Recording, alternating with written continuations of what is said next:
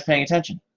So for those who sounds like we're just coming in, we didn't start recording yet. I just started recording, but this is also a review of stuff we did last time, so we can also refer to the previous video. So the electromagnetic spectrum, our eyes can't perceive these large, vast portions of it. We can only perceive what we call this visible spectrum. That being said, we build devices and sensors that can detect wavelengths in these other regions, and that allows us to develop physics and sensors and obtain information from the very longest radio waves to very high energy gamma rays. Okay? So we can see the physical effects of these sources of light. So this becomes important in topics like astronomy, where we can actually determine the structure of the galaxy, right? Not by just visible light, because we can't see a lot of the galaxy visibly. Dust scatters the light away. However, using other parts of the electromagnetic spectrum that don't scatter through interstellar dust allows us to look at the galaxy in all sorts of parts of the spectrum, and construct a very vivid and informative picture of what it looks like. So there are tons of applications. Communications satellites from your all the way from radio to 5G happen around here. All right. There are sensor applications in the visible realm too, like LiDAR. There's all sorts of stuff that goes on here. If you're looking at the fundamental theories behind the laser as well, and other light sources, everything sort of starts with Maxwell's equations. Now, when you get to the laser and coherent light, you do need to invoke some quantum physics. And we'll talk a little bit about coherence probably the very last day, but it all goes back to understanding light starts with Maxwell's equations. And so that's sort of how we're looking at it. Now, some of the topics we covered, we broke down the transmission of an electromagnetic wave. If you want to see this in detail, we saw how we describe our electromagnetic waves as sinusoidal functions, and we use the sine function. All right. I went over last time this whole diagram, so I would refer you back to the previous video if you wish to see that. What I do want to sort of stop on for us to see where I wrote it down. Where do I have it?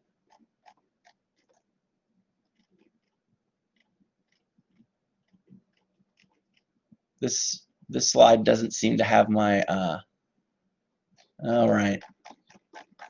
This isn't good.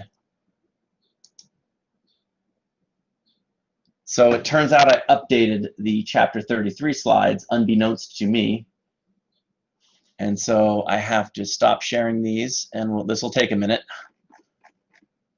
This isn't great.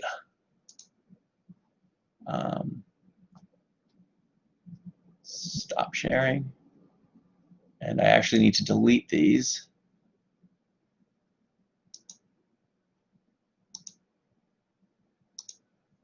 All right. Well, no good deed, right? Chapter, I gotta find it in my list of things. There we go. Oh lordy, we gotta wait for it to load. That's what I thought I was getting rid of. I'll get rid of some of these previous ones.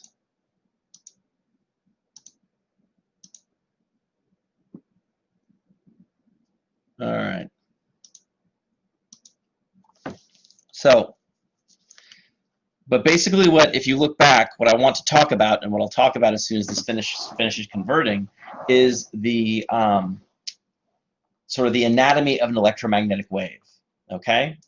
So that's what we want to look at. Of course, that needs to be visually seen. This will just take another couple minutes. And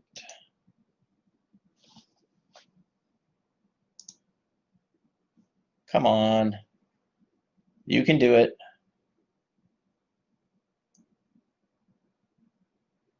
Still converting. There we go.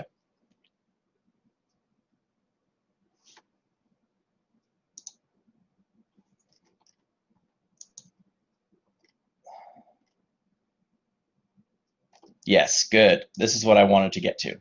So this leads us to our anatomy of an electromagnetic wave, which we can see here. An electromagnetic wave has a electric field component and a magnetic field component, and I want to point out some things you should keep in mind from them. The direction of propagation is along the x-axis here. The E field oscillates along the y direction, right? It goes up and down in y, and the B field oscillates in the z direction. All right. Now there are some things that we need to note. One, the electric field, the magnetic field, and the direction of propagation are all mutually perpendicular to each other. All right. This is required actually to have solutions of Maxwell's equations. If you ever see, and you will see sometimes, one of the easiest ways to sort of debunk a lot of electric theory, pseudoscience stuff is they'll often have not meet this condition of the electric field and the magnetic field and the direction of propagation being mutually perpendicular. As soon as you lose that, Maxwell's equations are no longer satisfied. You no longer have a working theory for electromagnetic waves. So this is actually critically and crucially important. What is missing here is that this relation which we derived relating the electric field to the magnetic field, and that's equal to the velocity of the wave, or c. Okay? So you can see here that the electric field is much greater than the B field because you have to scale B by C to get E. And I'll remind you that C is equal to 3.0 times 10 to the 8th in meters per second. So that's a big thing to multiply something by, right? That is not a trivial number by any means. So even though their amplitudes, I'm going to write max, right? Even though their amplitudes have this relationship, you'll notice that they are in phase. What I mean is that they both peak and trough at the same time. They cross zero at the same time, and they reach their extreme values at the same time. So these are in phase. Okay? So that means in an electromagnetic wave, there's no phase difference between the electric field and the magnetic field, and there's no, they have to be mutually perpendicular. And you'll also notice that this takes advantage from Maxwell's equations, that the changing magnetic field causes the changing electric field and vice versa. They cause each other. Okay? So that's sort of the anatomy of a light wave. You can look here and see that if you're looking at a wavefront, you'll often, this up here in figure A is how we'll often represent electromagnetic waves. And so you can relate what you're seeing in this representation to our anatomy of a wave here. Yes, to E and B are always perpendicular, and they have to be to satisfy Maxwell's equations. You'll notice if they're not perpendicular, you don't get a solution to Maxwell's equations at all. They're either unsolvable or zero, right? You have nothing there. So yeah, E and B have to always be perpendicular. All right. So looking back here, we can see the wavefront representation that we'll usually see, but we can relate that to the sort of anatomy of the electromagnetic wave. And what I mean by anatomy is the electric field and magnetic field breakdown. So you'll notice we always look at one of these wavefronts as sort of a maximum value. And again, in order to get to the wavelength, you have to get all the way back to where you started, right? So you'll notice that nothing is drawn here when you're at the minimum extreme. You have to get all the way back to the starting point to be one wavelength. Okay? So that makes sense? Questions? This is a good thing to review, a good place for review, to stop and ask basic questions about this stuff. Or any questions about this stuff.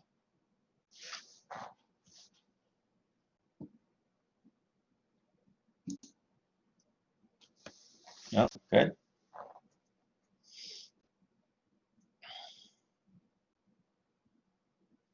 Okay. Well, give it a minute.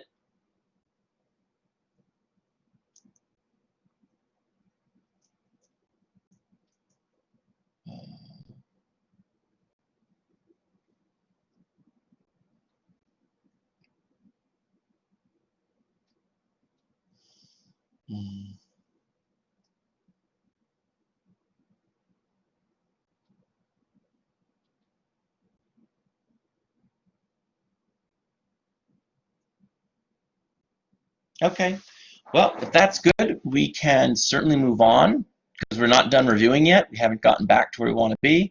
But I want to point out that we have our interesting relations of the average power per square meter, which is this pointing vector, which we can relate to our electric field and magnetic field. You'll notice that the pointing vector S is E cross B, and we can use that relationship that we have. I'll write it again, E over B equals C.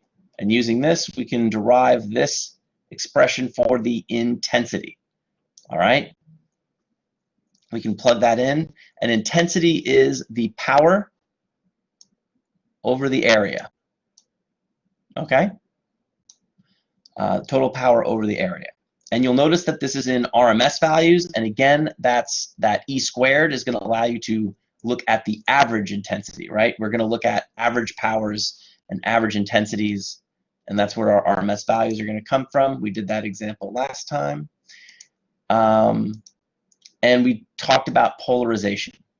All right, so polarization gives you the orientation of those electromagnetic, those electric and magnetic fields, right? So you'll notice that polarizing fields sort of align all those vertical components, and you lose half your intensity by going through a polarizing sheet. And as you rotate these polarizing sheets, right, this one, as you rotate this one until you get to 90 degrees, once you get to 90 degrees, you can't see anything. Nothing comes through.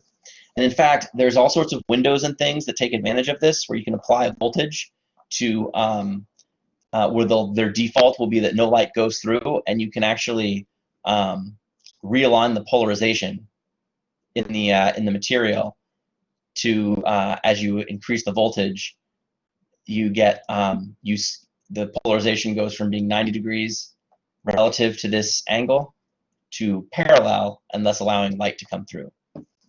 Now, one of the interesting things we saw in our example, which again, if you want to see the full details, I'd encourage you to go back to last week's lecture, is that even though we look at these two polarizers, and you can see that the angle between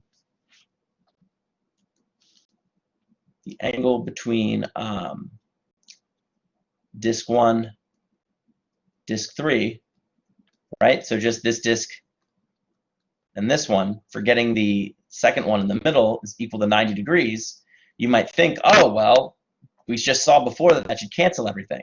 But you'll notice when you add a polarizer, an intermediate polarizer, right, your theta here is equal to 60 degrees. So you're going to get some components, but then going from this one from 2 to 3, theta is going to equal 30 degrees, right? So you'll actually have, by inserting a polarizer in the middle, you can actually now have light going through, all right? And you have to think of these as vectors. It takes just the component, it can transform that part of the component. You have to think of the light as sort of being non-local, as going through the entire polarizer. And so we'll be able to select out each part to create a properly orientated electromagnetic wave. Right? Now, now polarization does get more complicated. There's all sorts of types of polarization. You can have circular polarized light. You can have helix polarized light. You can have all sorts of weird stuff going on. But we're just going to stick to linear polarization here. Now, where we stopped and where I want to pick up again is on reflection and refraction. All right? So we're going to look at a lot of problems that look like this. This is sort of the last standard type of problem in this chapter. And what we want to realize is that we have two regions. All right? And the two regions will often be described by an index of refraction. So we'll call that N1, and this will be N2. You'll notice they haven't talked about it yet because we're only looking at reflection. And reflection only has to do with the top half of the graph. We don't need the water at all. But I want you to notice some things. One, when we talk about angles and direction, we will be talking about everything relative to, and I want to highlight it with a different color and an actual straight line with this normal. All right, so you'll notice with the normal here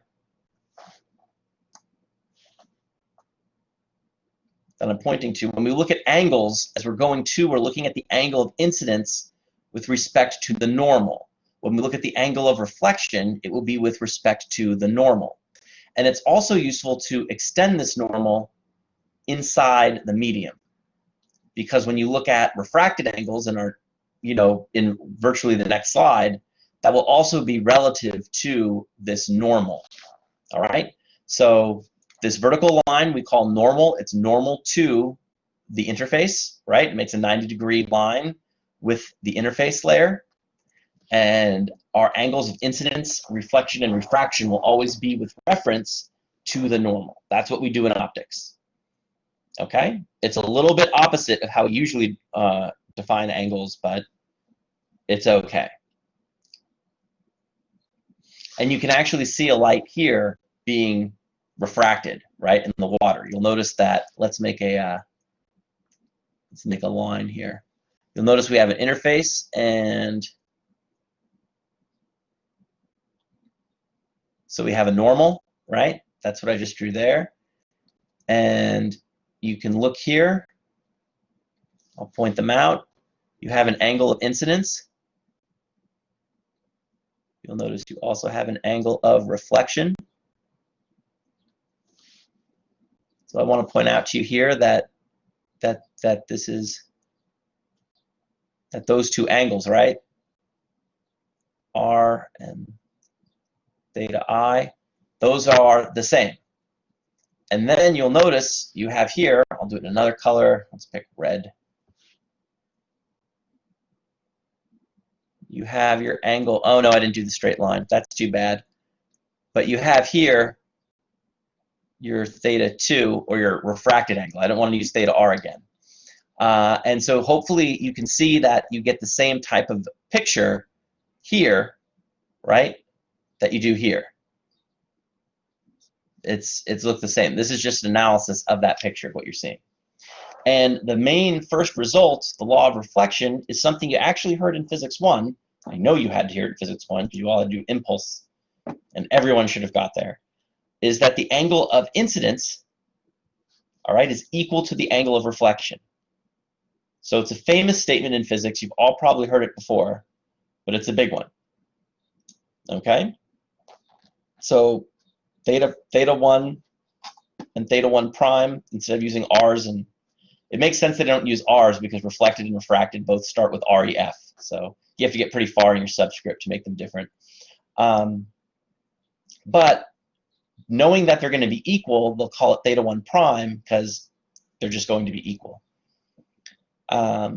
If you don't believe me, an easy way to see this, we're going to talk about mirrors probably later tonight, but almost definitely on Thursday.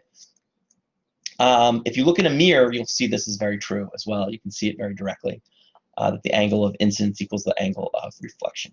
And that's why you can orient mirrors so that you can't actually see yourself, right? Because you change that incidence so that where you would be approaching the mirror is not equal to the reflected angle, and therefore you can sort of use mirrors to see around corners. All right. So now we want to get to refraction, all right? And you'll notice that with refraction, we start to have to use those indices of refraction, those N1s and N2s I drew in the last slide. And this little equation here is called Snell's law, all right? And Snell's law allows us to figure out from our angle of incidence and the properties of our material, because you'll notice that the index of refraction is material dependent, right? N1 and N2. We will then be able to figure out this refraction angle. And that's pretty much it. That's the big part. How these problems get harder is if you have multiple layers, right? So say you have N1, N2, N3, and you have N0 even here. Let's say that this is just air, right? So this, you would just have to apply this several times, right? Where your angle of incidence here, your normal, this becomes your new incident angle on the next one, and then you figure it out again, and so on and so forth. So these problems aren't hard. They can be tedious, all right? So that's how refraction works. Are there any questions on this process so far? Reflection, incidence, reflection, or refraction? Are we good here?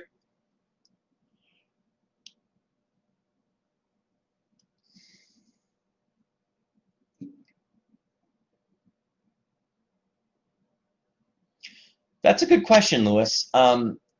In a sense, it's always, I mean, it is always predictable because we have the means to predict it. But if you have a complex index of refraction, it can be a complex problem, I think is what I'd say there, right? But if we know the angle of incidence in the two, and if we have uniform materials, right, where the indices of refraction are not changing or not complex, oh, well, you could have index that changes with time. You could have index that changes with frequency or intensity. The index of refraction, when you do more advanced studies of E&M, can be very crazy. Right now, and it can also depend on complex numbers. Right now, we're just taking it as constant. So in the sense that so in the sense that, is it always this easy to calculate the angle of the refracted angle? No, it's not. But this is good for uniform objects, right? Where you just have one material that isn't time density or that isn't time or position dependent. So you can look up these things called, for instance, Kerr crystals. Does it refraction change if the frequency of light changes? In some materials, it does a little bit, right? So like even in water, different frequencies will have different paths that they take. So each frequency will have a little, will have a different angle of refraction, for example, because it'll take a different path. So that can definitely be true. You'll notice that the incident ray here is monochromatic, and so you'd probably want to describe for frequency, or just assume that you're only looking at the simple refractive ray. But that can get more complicated. Yeah, in a droplet, certainly. That's how rainbows are created, right? Partly, yeah.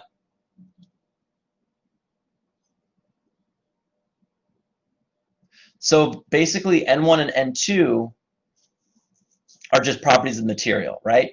So you'd look them up in a table. So for water, for air, it's 1, and is equal to 1. For water, it's like 1.4 or something like that. So you can either it'll be given in the problem, or you look it up from a table. And basically,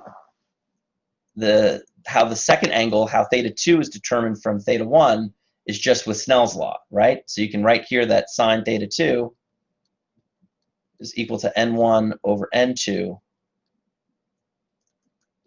sine theta 1, and then you just take the arc sine of that side. Yeah, a little bit like elasticity. Yeah.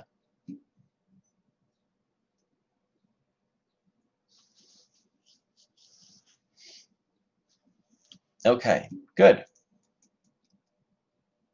Well, they're constants. They're properties of the material. And again, the simplest materials, the index of refraction is constant, right? But I don't want to trick you into thinking that that's as complicated as it gets. It certainly can get much more complicated. Yeah.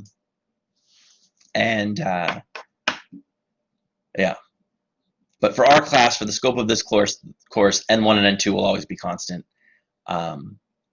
And everything is dependent on the material. Yeah, I was trying to give you a little introduction into Kerr materials, which can change the index into a Gaussian profile, and it can favor the middle of the beam over the edges of the beam, right? So if a beam has a Gaussian profile, the Kerr index changes in a Gaussian manner and will favor more intensity here.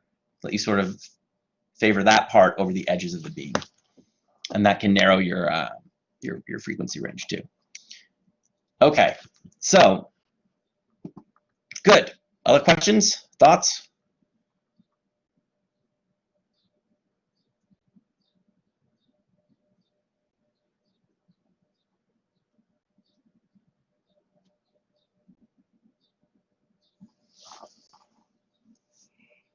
Okie dokie. Okay. It gets very, to quote, I guess, one of my favorite physics professors, it gets hard. You can have, I'm trying to think back. I'm pretty sure you can have functions, you can have indices of refractions that are functions and the variables are complex, meaning you can have n as a function of z, where z is an element of the complex plane. What that means is that z can be expressed as a I plus, or a, no, sorry, I'm getting dumb here. I'm blaming it on us getting to the end of the semester. A plus IB. Although if you're engineers, that I will be a J, where I is the square root of -1. Okay? So yeah, pretty hard. But we won't look at any of that. So as much as I'd like to go on about it, you know, yeah, I can't really go much more into it, mainly because I'd have to prepare a whole lecture and find some of my books that are at LaGuardia if I really wanted to do it right. But it can get that hard. Okay? So, so at least is how hard can it get, and can we see scary examples? That scary examples are beyond the scope of the course. But I don't want to fool you into thinking that it's trivial all the time. That's all. And certainly, but I do want you to see that there are certainly cases where, you know, this Snell's law is informative, right? We can actually find a lot of good stuff. So let's look at these criterion here of our relations for our index of refraction. So we're going to look at 3 cases here. Here, we have n1 equals n2. Here, oh, they have it here. I don't have to write them. We have n2 greater than n1, right? And then here we have n2 greater than, n2 less than n1. All right? So you'll notice that as you come into a material, if there's no material change, right?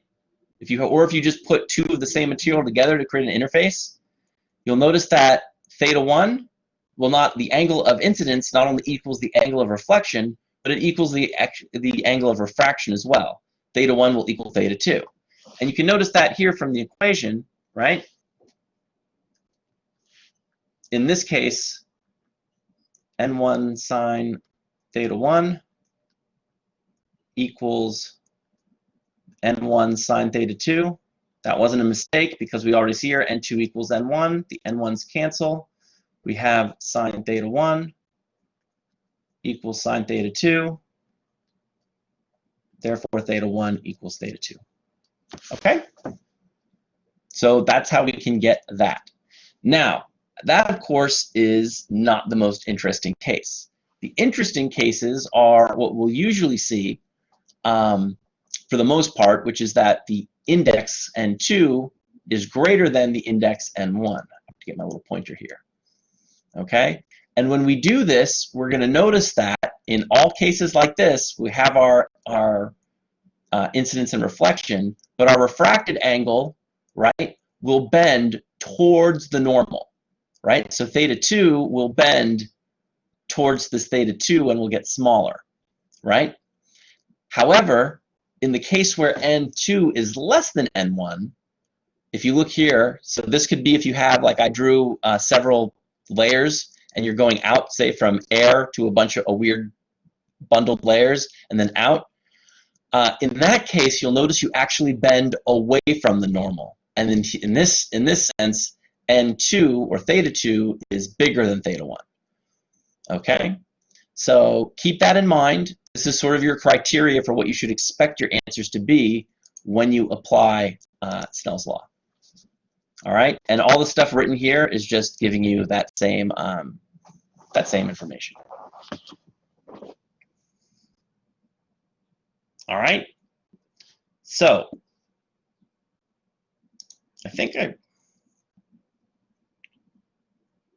Refraction will always occur if you have light going from one medium to the other. Sometimes though, absorption occurs, right? So, you know, that's a whatchamacallit, that's a possibility. If you would have to prove that you get zero transmission into the material in order for refraction not to occur. But if transmission through the material exists, then refraction will happen. Yeah. But like we said before, if the mediums are the same, the refraction, even if it just goes straight and it doesn't change, you're still refracting. It's just the mediums are the same, so you don't deviate. So in that sense, yeah, it does happen all the time. Certainly in your windows. So one fun thing I've noticed is like if you use optical instruments or you have glasses on, you'll notice that it's different looking out the window than with the window on or not, and you'll get some slight refractions even though your glasses are thin through that. If you look out the window or you're looking at birds or something with binoculars, you'll notice that through the window everything gets warped and weird because you have a second layer that you're dispersing through, and the binoculars aren't designed for it. So it's in situations where light is transmitting, refraction always occurs, I would say, yeah. Unless you have can prove that the absorption is happening and that the material absorbs the light or it doesn't penetrate through. You could also have total reflection. So if you're reflecting all your light, you're so reflective that would also be a case in which you don't refract into the material. Okay, so I guess there are cases in where you could definitely have zero or minimal refraction, for sure. I hope I didn't confuse you more. But I was just trying to think off the cuff there when we'd always have refraction or when we might not. Okay, so this actually goes back chromatic dispersions and rainbows. Water, sunlight, as we can see here. Each frequency will have different refraction angles. All right, so we can already see that our index of refraction will depend on frequency, and so we'll have to be able to resolve that. I think when we do chromatic dispersion problems, we will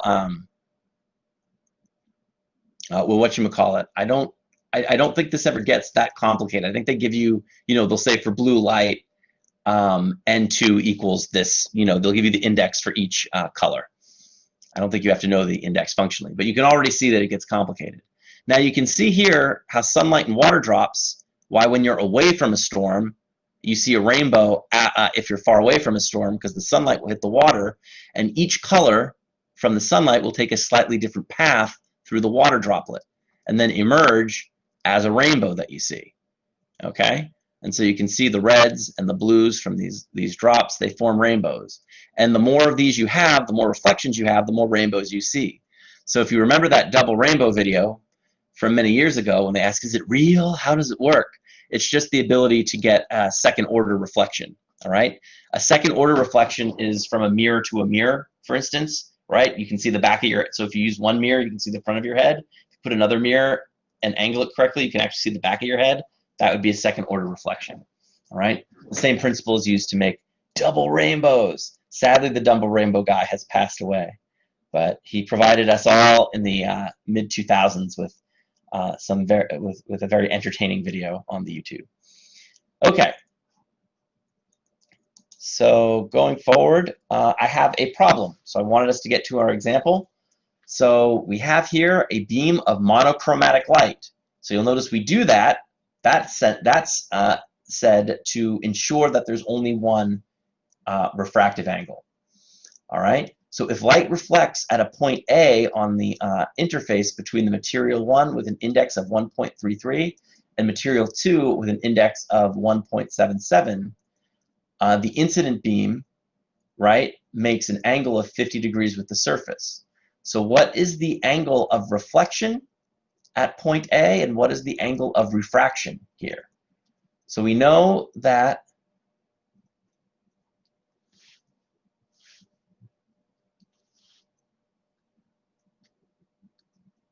theta L, they're going to call it, is equal to 50 degrees. So now we want to see what is, or theta 1. So what is theta 1 prime? That should be trivial, right? That is the reflection angle. And then the angle of refraction, that'll be theta 2. Okay? So try and play with, remember Snell's law.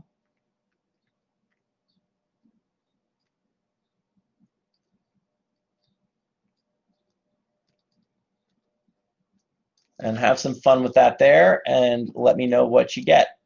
And I'll tell you if you are correct.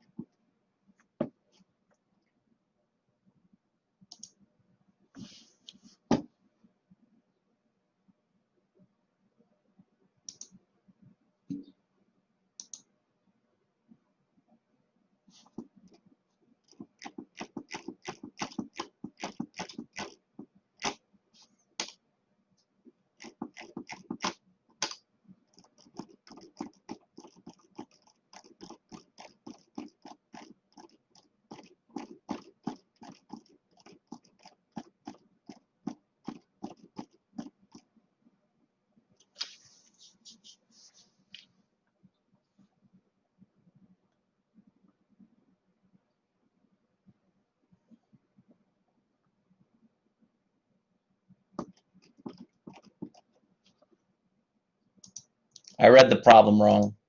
Crap.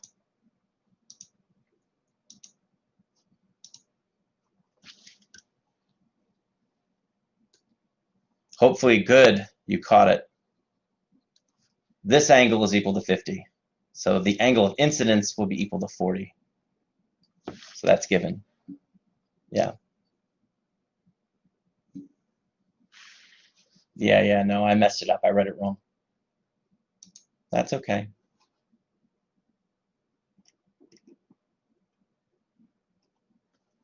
And for our angle of refraction,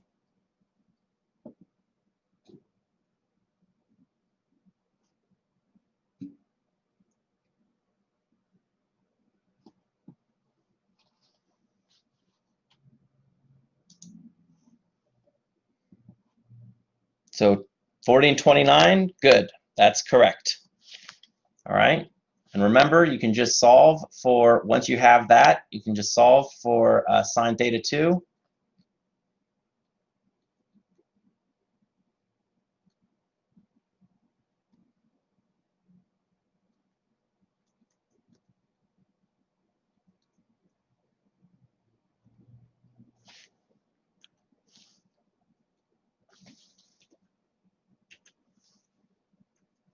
Like so.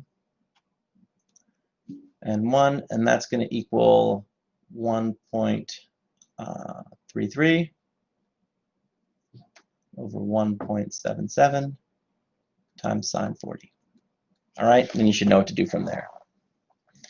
Incidence is this one. Yeah, I messed it up. Lewis. Sorry about that. So the angle here, the incident beam makes an angle of 50 degrees from the interface. I just read that as an angle of incidence in my head, and I messed it up. So that means that this is the given angle which they give in the figure. So the angle of incidence is actually the angle with respect to the normal, not the interface. So in order to get that, you have to do 90 minus 50 equals 40. And that will give you theta 1, right? Theta 1 equals 40. But then because we know theta 1 equals 40 and theta 1 prime equals theta 1, that's also equal to 40 degrees.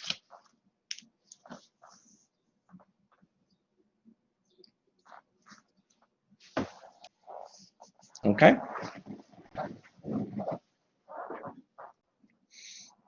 And then you can solve the equation up above in the blue part to get the 29 degrees.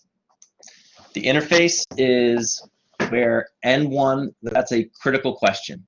The interface is where N1 meets N2. I'm pointing along with it here with the line. all right? And when we do part B, there will be an interface here between N2 and the air, which is N3. All right, that's what we mean by interface, where the two materials meet. Are you good, Lewis? Does it make sense?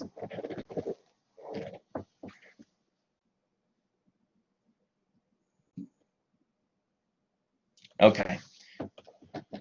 Let me erase everything so we can look at it again, because it's an important topic. So the interface is defined as where everything meets. So you can see it here.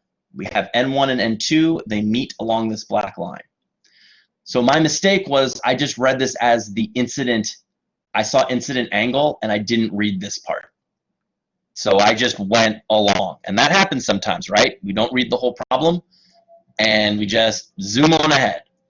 So when we look at this with the interface, the angle, the incident beam, which is this beam here, makes an 50-degree angle with respect to the interface. So this is always the incident beam, right? Coming in into the interface. And we see it makes this 50-degree angle. So now it asks, what is the angle of reflection at point A? Well, the angle of reflection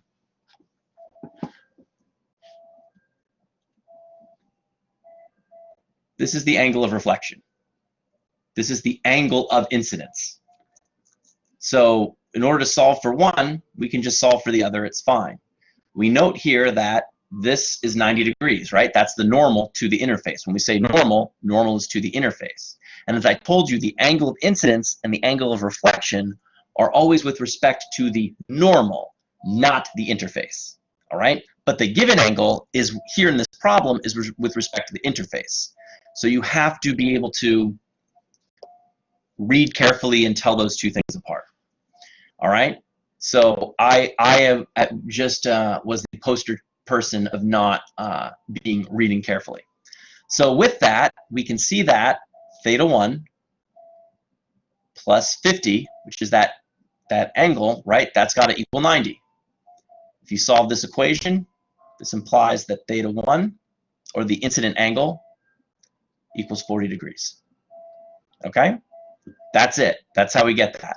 And then the angle of incidence, theta 1, will equal the angle of reflection, theta 1 prime, which is also equal to 40 degrees. Okay? So that's A, or part 1 of A. So we've got that. Now it wants to know what is the angle of refraction. So from there, at the interface, we say, okay, now we have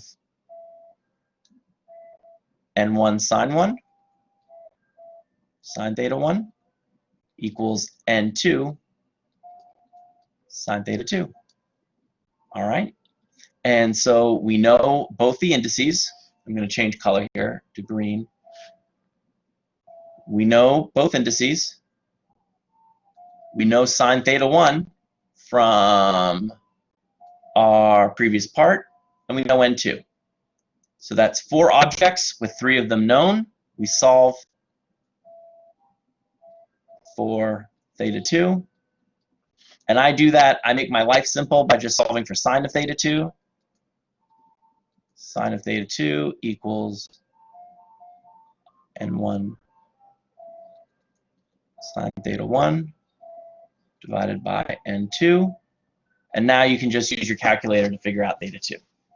Okay, you can take the arc sine of all that. Because it's just sine theta 2 is a number. You take the arc sine, you get the number. All right?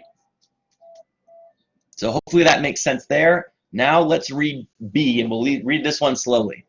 So the light that enters material 2 at point A then reaches point B. So now we have point B with a new normal vector, and we'll notice that geometry shows us that these two angles are equal. So we now have a new incidence angle, a real incidence angle of theta 2. All right? So, so the light that enters reaches point B on the interface between materials 2 and 3, which is air. So for air, N3 equals 1. All right. The interface through B is parallel to that through A. All right. The interface through, okay. So it's saying that these two lines are indeed parallel. That lets us use the geometry to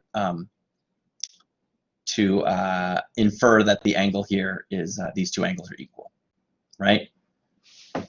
At some point of the light reflects and the rest enters the air. What is the angle of reflection? What is the angle of refraction into the air? Now, try and look at that one, and you'll notice you can use Snell's law again, but notice now you're going from a higher index to a lower index, right? The index here was 1.77.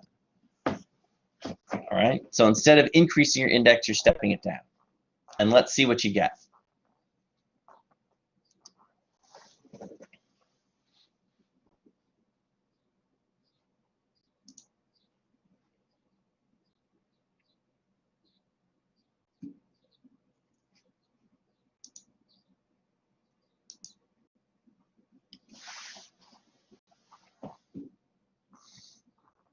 Yep, 58.7, 59, that about works.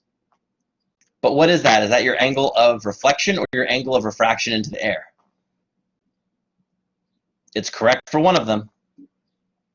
Refraction, good. What about the angle of reflection? Good. All right. So does anyone have questions on that? I'll draw the Snell's law equation, but then we'll go on from there. So here we have N2 sine theta 2 equals N3 sine theta 3. Okay?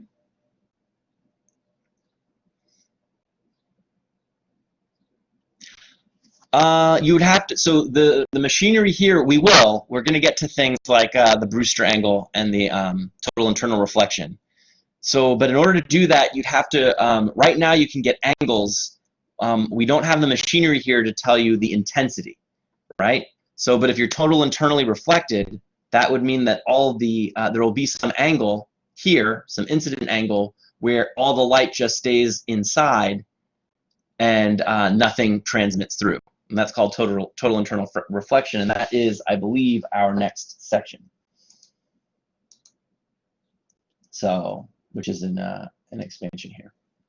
All right, so we're going to get to that in a minute. But basically, if you had polarization information and you knew the polarization orientation, that's one way to calculate how much the intensity of what gets through. But here you can just see where the light should be directed.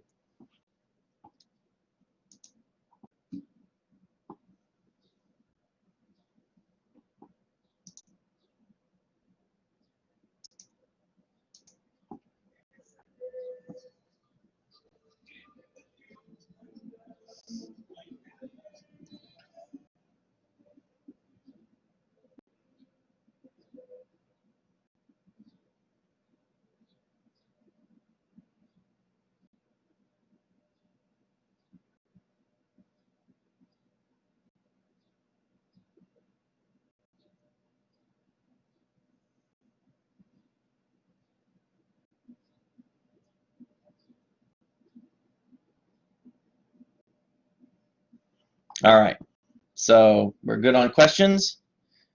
Okay, so let's move on to total internal reflection. All right, so you're going to notice, and I have a fun demo for this, but of course we can't do it in class, but you'll notice that you sort of have this source from inside the glass. And you'll notice that you have refraction going to this lighter, this region where the index is lower, right? So you have some that's coming back in, some that's refracting out. But you reach an angle where you'll notice nothing comes out, there's no shining here, and it all stays inside and will travel down this cube, all right?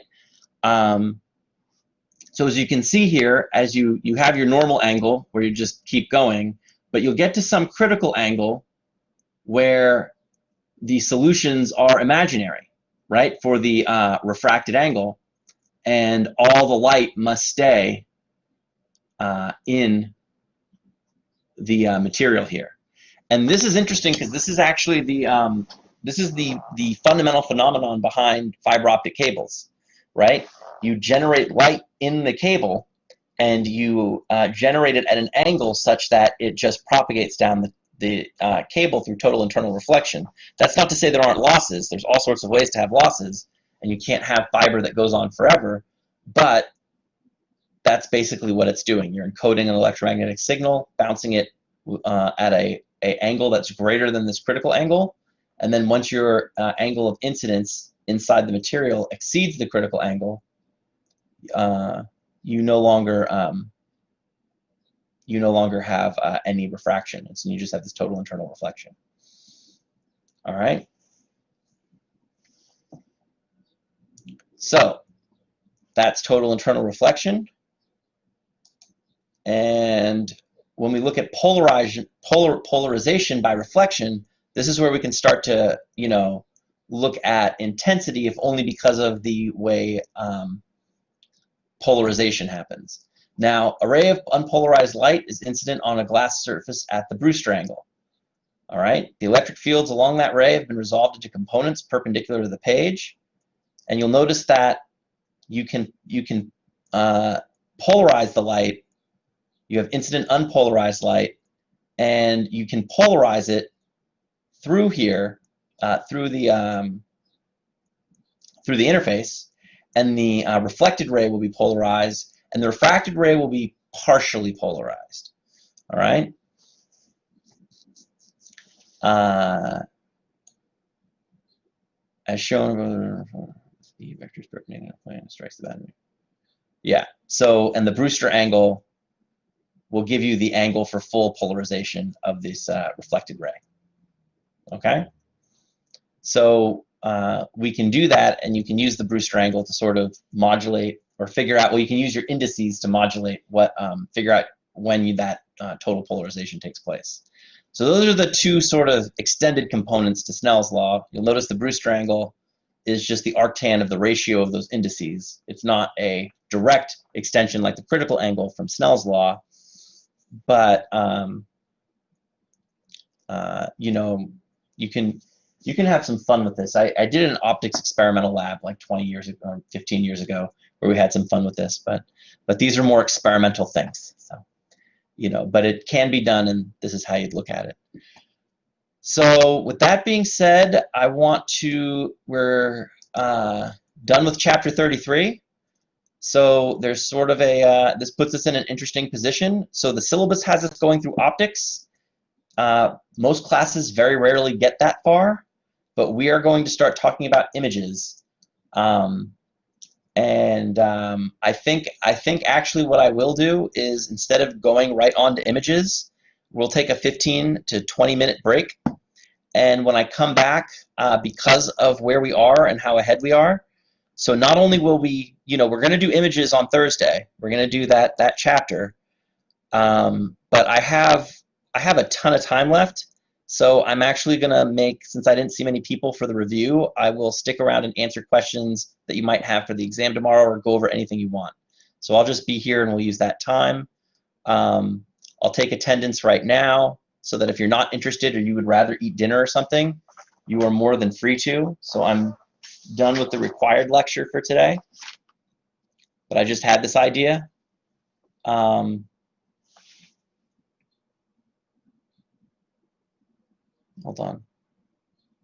on. So after optics, we can certainly review for the final exam. We'll see. Let's see how far we get. I have the feeling classes end June 4th, so we should be a little more flexible for scheduling the review. So let's see if we're basically, how it'll work is we can do, I think we already said we wanted that exam on the Wednesday, the 10th, right? So we could do a review during normal class time on the 9th if we don't get through optics, because the optics stuff is really good. Or we might just say we do have a ton of lecture time. We have 3 whole lectures or 4 whole lectures before the end of classes. And we may have enough time to just do that on the 4th. And if we do, we can be flexible. I just want to be flexible with the time, that's all. So I hope that answers the question. But anyway, I'm going to do some meal planning. Get your stuff ready, and I'll check back in around 7:05, and I'll be here to answer questions. So get them together. I'm going to leave the room open. I'm going to stop recording.